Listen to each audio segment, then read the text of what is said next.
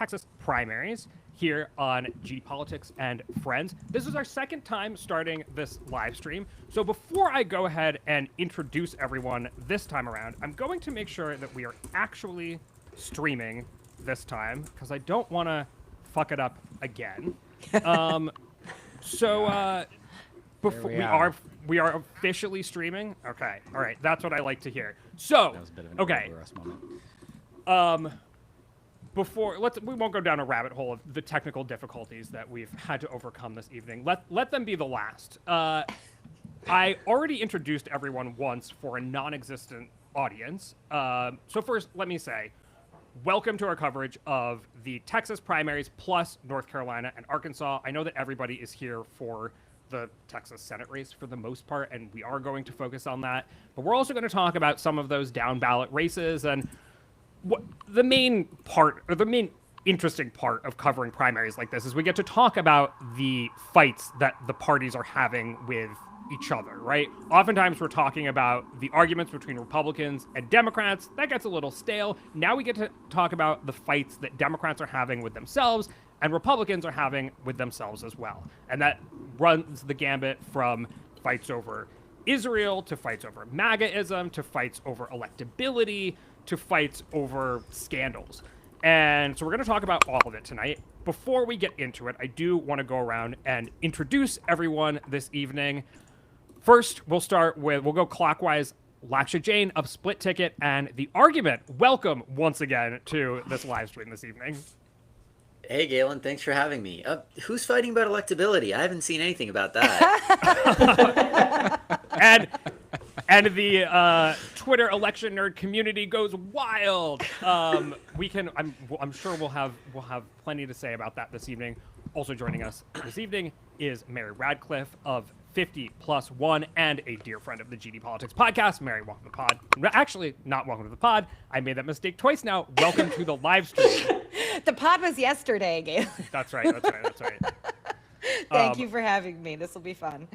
I'm excited about it. And you've already given us some live results from your family that lives in Texas this evening. So you'll be able to do some reporting as we go. Yeah, I have an anecdotal turnout report from the Dallas area. We'll get to that.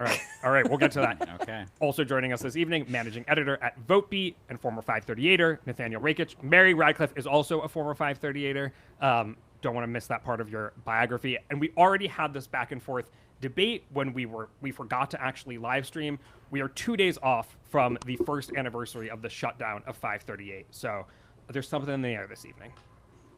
Indeed. Howdy, Galen. It's good to be here with you. I am ready to rock. Texas is the main race I'm watching. Got my Texas Rangers hat. Got my purple shirt for both the red and the blue primaries because it's unusual in Texas to have both. So, yeah, I am ready to be with you. All right. Also joining us this evening from Silver Bulletin is Eli. Eli, can you pronounce your last name for me? I was a little timid to actually say. Is it McCown Dawson? Yes, you got it right. All right, Eli McCown Dawson. That's very normal that people have trouble with my first name too. Ellie? I get Ellie all the time. Like Really? 90% of the time when I'm in like a doctor's office waiting room or something, it'll be Ellie.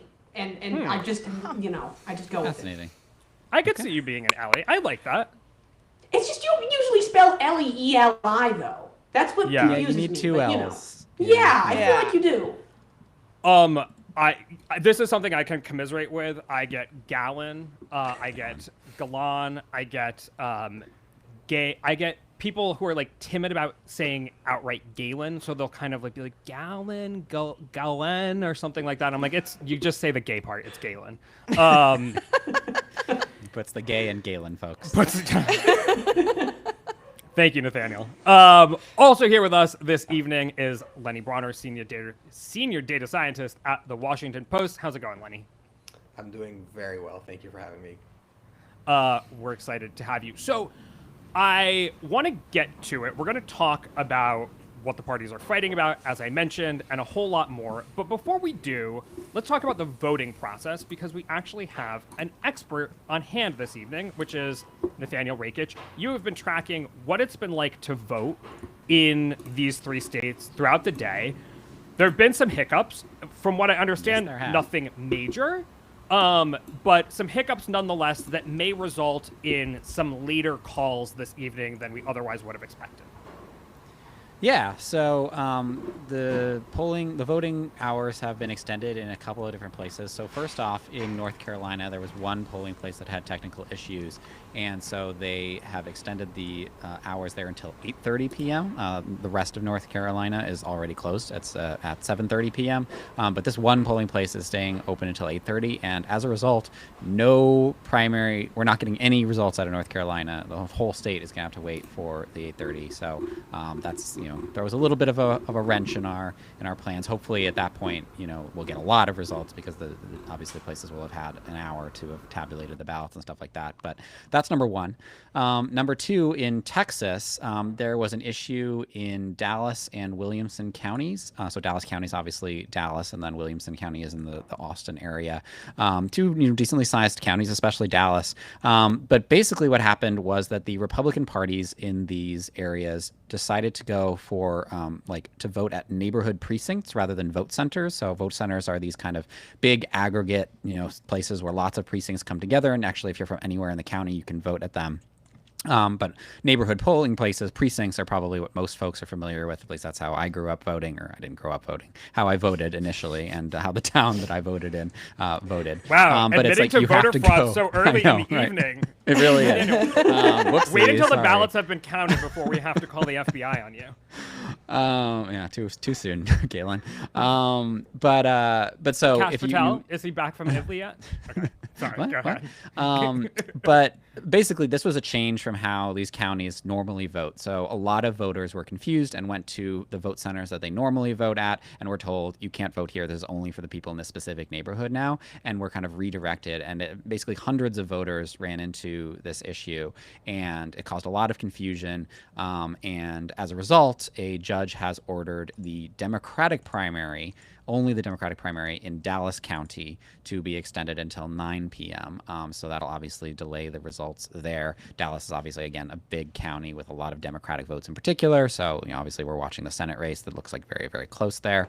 In addition, later on in the evening, there are two smaller counties, Gillespie and Eastland, whose Republican Party is going to be hand counting the ballots. Now this and the switch to precincts in Dallas and Williamson by the GOP are kind of motivated by this kind of mistrust of voting machines and things that has really found purchase on the right in recent years. And in the case of Eastland and Gillespie counties, hand counting is both less accurate and takes a heck of a lot more time than just using voting machines. So we are probably not going to get results in the Republican primary in those two counties until quite late, wee hours, perhaps tomorrow morning. Thankfully, the Republican Senate primary looks like it's probably going to go to a runoff either way, and it doesn't really matter who finishes first. But that's definitely when folks are wondering, where are these counties? This is what's going on. Election administration matters, folks. And I wanted to just jump in and say that extending the hours until 9 p.m., that's 9 p.m. Central Time, Texas time. Correct. So, right. So it might be a late night for those of us on the East Coast. And I should say that the Crockett team has been putting out a lot of messaging surrounding the hiccups in Dallas County, in particular because they expect that to be a heavy turnout area for them. And I think we should we were talking about this earlier today, Nathaniel, about sort of legitimate complaints about confusion around voting versus spin that is sort of overhypes a voting issue to try to, point fingers or explain away a poor performance. We don't know how this night is going to go, but if you have been watching Polymarket throughout the evening, based on the early vote, the bettors over on Polymarket think James Talarico has pretty much tied this up at this point. According to those markets, he has a 92% chance of winning this primary at this point. I think that's a combination of, looking at the pre-election polling and looking at the turnout today in different parts of the state. But, it's shitty when people have difficulty voting or there's confusion around that. I think in a case like this, it's important to distinguish, what is a hiccup and what is an unfortunate difficulty in terms of voting and what would actually make a difference in terms of outcome, right?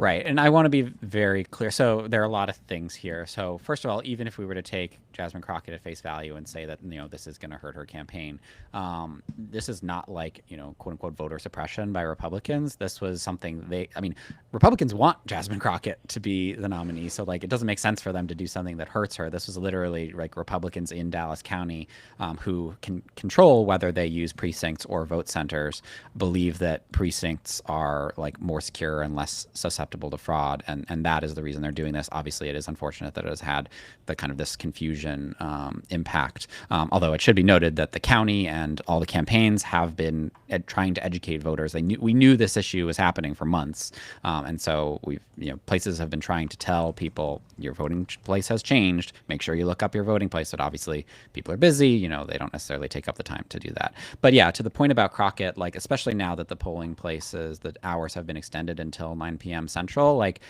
we don't know if this is actually going to hurt turnout in Dallas County. We should wait for the final returns. Even if it does end up depressing turnout in Dallas County, the race would have to be pretty close for this to make a difference maker. I should note that the reason that Crockett's campaign is specifically worried about Dallas County is that is her home base. That is where she is from. So there is reason to believe that it might hurt her more than Talarico. But like, obviously, if Talarico wins by 10 points or statewide, which is very possible, or if Crockett wins by 10 points statewide, which isn't very possible, none of this will matter. It's really only if it comes down to, like a few hundred votes. All right, we are 10 minutes away from polls closing in most of Texas. And so once we start getting results in, I'm going to screen share and we're going to be able to see the results in real time, and we can zoom in on different counties and different races and talk about them. But I do want to sort of quickly, before we get to that moment in the night, go through each of our panelists. This almost looks like, it's kind of like if you asked a bunch of people to do CNN from their closet or something like that. We have a large enough panel. We have a large enough panel that it looks like a CNN election night. But the visuals are pretty different. Anyway, let's go through the panel, and I want to hear from each of you sort of what you're most interested in finding out tonight. What questions you hope to have answered, what conflict might be resolved, and we'll go in clockwise order again. Laksha, let's start with you. For me, I think the biggest thing is that I don't actually find the Democratic primary nearly as interesting as everyone else. Like, yeah, I think the race is gonna. Yeah, I mean, like, yeah, I think the race is gonna be like. I think Talarico's ahead, but I really think, like, regardless of the outcome, these are both candidates that are not that different in ideology, and the winner doesn't really say that much about the future direction of the Democratic Party. Of course, I think Talarico, for reasons I've covered, is probably a better shot to give Democrats a chance of flipping the state. But like, if you're looking at future implications for the direction of the party, I think the Republican Party primary with Ken Paxton is going to be way more interesting, because if you just look to see the types of splits you're going to get today, there's a chance, right, that they take down the Senate Majority Whip, or the guy who was a Senate Majority Whip, in the primary. And that is just a Titanic event. That sort of thing doesn't happen. Like, Senate leadership figures do not lose their primaries. And when one like that happens, I think that's much more interesting and noteworthy in terms of how the Republican base feels about the older Republican guard that has been slowly phased out over the last 8 years.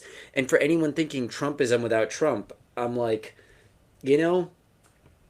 Ken Paxton is probably like the embodiment of like just going full Trump in the election, because like this is basically it. This is just saying the old guard is dead. Yeah. I mean, we are at an interesting moment for the Republican Party. Mary, peek behind the curtain. We were texting last night while listening to the Megyn Kelly podcast, in which Marjorie Taylor Greene was the first guest, and it was really like they were going to town criticizing Trump and the decision to go to war with Iran. And so Trump has managed, through, sheer will, personality, whatever it may be, to hold together a Republican coalition that in his absence feels pretty splintered in this moment, right? Like, even if Ken Paxton wins, it's a huge sort of victory for an outsider or for somebody challenging the old guard. we still expect the vote to be pretty splintered. It's not going to be an overwhelming victory for Ken Paxton. There's still a lot of people who seem interested in that old guard. Anyway, I say all of that to give folks a peek behind the scene. If you want to talk about the Senate primary, you can, or if you're watching anything else tonight as well.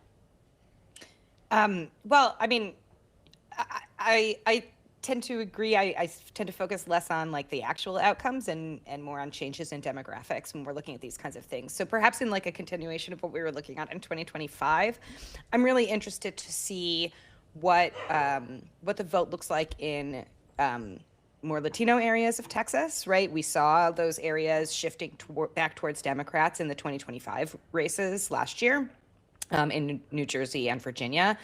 New Jersey in particular.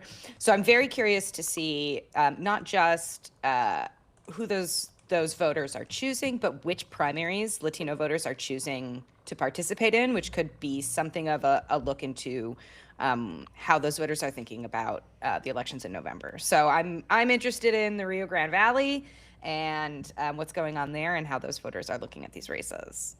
And we got some House races to help. Yes, yeah, that's right. It's not just the Senate race. There's a bunch of stuff going on.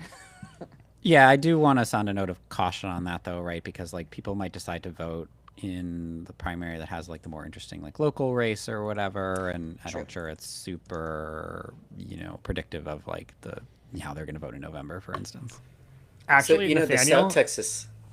Sorry, Galen. Go ahead, Alexa. No, go ahead. So the South Texas is really interesting because like you will see in like Zapata County, for example, sometimes they'll have like 10,000 more votes cast in the primary than in the general election, and it's for like some random race like county sheriff, and like the reality is like it's so parochial there, and it's so like idiosyncratic that it's just like, and it's a non-voting area, right? It's like a very low turnout area in general. This is a place where, unlike the rest of the country, right, politics is still local, to Laksha's point, right? The personal connections with candidates matter. You still have people like Henry Cuellar who can basically, like, be cross-partisan. I think it's a really good point. Yeah, and to quote some numbers that we're already seeing in Starr County. So Starr County was the single county that swung the most to the right between 2012 and 2024. Resulting in Trump winning with 56% of the vote in 2024. Before primary day, before today, more people had cast ballots in the Democratic primary, 8,465, than voted outright for Vice President Kamala Harris in 2024. Kamala Harris got 6,862 votes. So the fact that more people are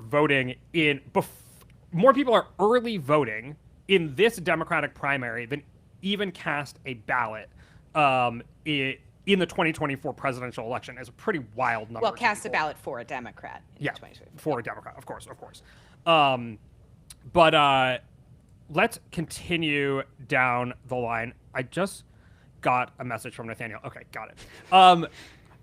Eli, what are you watching this evening? So a lot of the same stuff everyone else has said, but I'll do a House race because we haven't done as much of those yet. I do think Dan Crenshaw's race is sort of interesting for kind of the same reason the Republican Senate primary is. Again, Crenshaw is an incumbent, but he's being challenged by someone who's much more sort of the MAGA candidate. His challenger has been endorsed by Turning Point USA and by Ted Cruz. And Crenshaw isn't like a moderate by a lot of standards, but he has been sort of more supportive of aid for Ukraine and was less into the 2020 election fraud stuff than a lot of other Republicans. So again, it's an interesting sort of test of how much Republican members of Congress are able to sort of get away with, quote unquote, breaking with Trump before it really costs them their seats. I mean, he's favored to win on Polymarket right now, so he might still be able to pull it off even without Trump's endorsement. He's, I think, the one House incumbent that Trump has not endorsed in these races. So, I think it's an interesting sort of test of how people can sort of maybe try to survive without the Trump endorsement, even if it's very difficult. So he didn't endorse against Crenshaw, which is important. I think that's still very possible, obviously. Yes. But it's winning when Trump has endorsed your opponent that is hard. And yes. Some people might do it tonight, which maybe we'll get to. Yeah, I mean, I would flag that polymarket result, though, right? Like the last poll we have of this, the only poll we have of this primary was conducted in October on behalf of the Oh, yeah, Crenshaw it's super campaign. vibes-based, So yeah. it's all just vibes. I mean, for a while, even the Democratic Senate polymarket stuff was very vibes-based because it was all, we have a lot of recent polls now, but for a few weeks, it was like the last poll was like a month old, and it was, so we can get into that, I'm sure. And we talked about this on the GD Politics podcast in yesterday's episode, but the variance in terms of the polling in the Democratic Senate primary in Texas has been something to behold. I mean, yes. we cover a lot of this stuff, and it was literally like +18 Crockett, +12 Talarico, right? Like, yeah, truly, it's nuts. The spread was bonkers, and we can maybe get into it later on this evening once we have a better sense of which polls were correct. But as Mary talked about, the task of modeling what this electorate will look like is an uphill battle. And so I think, we have some sympathy for pollsters who are trying to do this. It seems like some modeling efforts are a little questionable here and there, but nonetheless, we'll have the results soon enough, and we can really make some claims about how folks did. But Lenny, get in here. How you doing? What are you watching tonight? I want to pick up a thread that Eli and Nathaniel just sort of dropped, and sort of two races that I'm looking into in particular are also two House races, and those are Texas 9 and Texas 35, because those are two where Donald Trump and the Republican governor of Texas, Greg Abbott, endorsed different candidates. And so those are another two races where I think it's interesting to see to what the future of the Republican Party sort of is, to what power these two candidates, these two figures in the party have, to what extent Texas can sort of continue to its own beat, sort of have very sort of regional politics, statewide politics, or to what extent, like most politics in Ed States, everything is national at this point, and Donald Trump can kind of pick and choose who the winners are. But on that note, I actually do want to push back a little bit against what Lakshya said when he went, which is that I think, the discussion on whether the Democratic primary is interesting or not, you're right that ideologically these two candidates aren't that far apart, but I do think there's a more subtle question here around like what style of politics Democratic voters expect of their candidates going forward. We often talk about, is there a Democratic Tea Party going on? And I think the answer is no, at least not right now. And to what extent Democratic voters want their own, like, quote unquote Trump going forward. And again, I think we're sort of see that next year when the Democratic presidential primaries start for earnest. But I think this race is going to give us some indication for whether that is true or not, what kind of candidate they want, to what extent, they want nationalized politics, or to what extent they're happy to focus on Senate candidates that are maybe more state specific. Yeah, I think, Lenny, to be clear, I'm not sure the answer to the Democratic Tea Party thing is as clear cut as a no. And the reason is because you look at Maine, for example, Plattner is leading even in Mills' own internals. And unseating a Republican incumbent is difficult, and Democratic voters know this, and their response is not to go with their incumbent governor, who everyone knows, but to go with the insurgent who's had a bunch of scandals.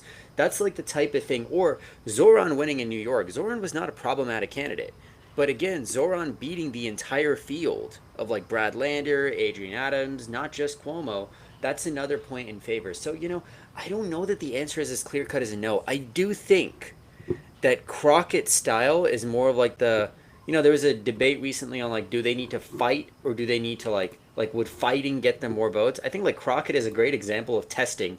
Does fighting get you more votes? And at least Democratic voters aren't seeming to buy it. So I do think there is something to be said for your point there about the style that candidates want from their voters, but I'm not sure it's as clear cut on the whole broader spectrum of it.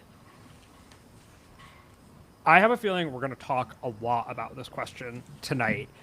And before we do, I should now say that polls have closed in most of Texas, and I'm monitoring the results, and as soon as we start getting them in, I'll throw them up on the screen. But we are going to have to say goodbye to Nathaniel, at least for now, because he at VoteBeat has to monitor how all of the tallying is going and actually work his day job. So, you Nathaniel, can go do real journalism. Yeah.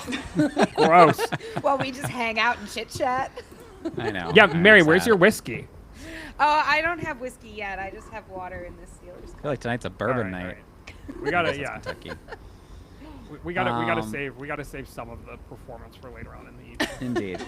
Can I will say I like how it worked out. I feel like we covered a lot of different bases. I'll just round it out in terms of like the House races that I'm watching. So I think that you have a really interesting Democratic primary race between two incumbent congressmen, Al Green and Christian Menefee. Al Green is a longtime Houston area representative who is probably best known for being thrown out of the State of the Union 2 years in a row.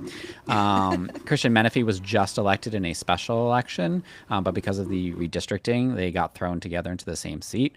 Now, Al Green is someone who I would have expected to be favored in that race because the new seat is mostly his territory and he's just been around for a long time. But it looks like from the polling, and obviously we'll see the actual results soon, that Menefee is favored. And I think that's interesting just from a generational perspective within the Democratic Party. It could also obviously be because Menefee has been campaigning for the seat very recently and Al Green hasn't been probably.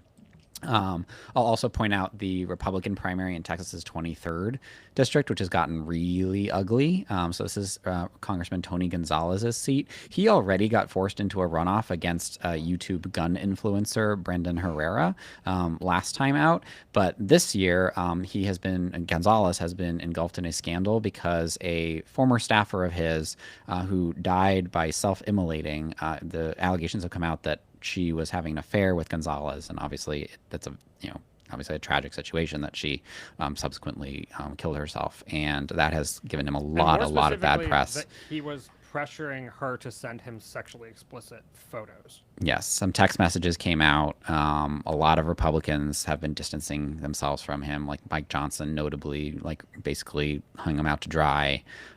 So I would not be surprised to see that race at least go to a runoff, if not Herrera to win outright, which would be notable. And to be clear, if it goes to a runoff, I think he might lose. Oh yeah, I think he's going to lose either way, personally. But he was already so close before, and now he's got this kind of baggage. I tend to agree. But and then finally, on a lighter note, Mark Teixeira, a former player for the aforementioned Texas Rangers, is running for the open seat in Texas's 21st district as a Republican. He has Trump's endorsement. It looks like he's going to win, and this is a big deal in my community because the congressional baseball game is a thing, and he's going to come in and just wallop home runs out of the stadium, just come go 7 for 7 with 7 home runs, and I'm excited to see that. So with that, I will bid you guys adieu. Good luck. And I will be watching in between my edits. But thank sounds you guys. good. If you free up later on in the evening, feel free to come pay us a visit. We'd love to hear how much he won by in the end. You can talk about how excited you are to cover that at the next congressional baseball game. I hear the disdain in your voice, Galen. All right. One definitely an area where my knowledge does not extend to. But Nathaniel, thank you for your coverage, and maybe we'll see you later on in the evening. Thanks, guys. See ya. So, we did not get to, actually, I was going to try to pivot to North Carolina, but we've started getting results. So let me share my screen, and we can talk a little bit about them. Here we go. Share. So, let's see, what do we got here? We have the Senate primary results. Lenny, do you want to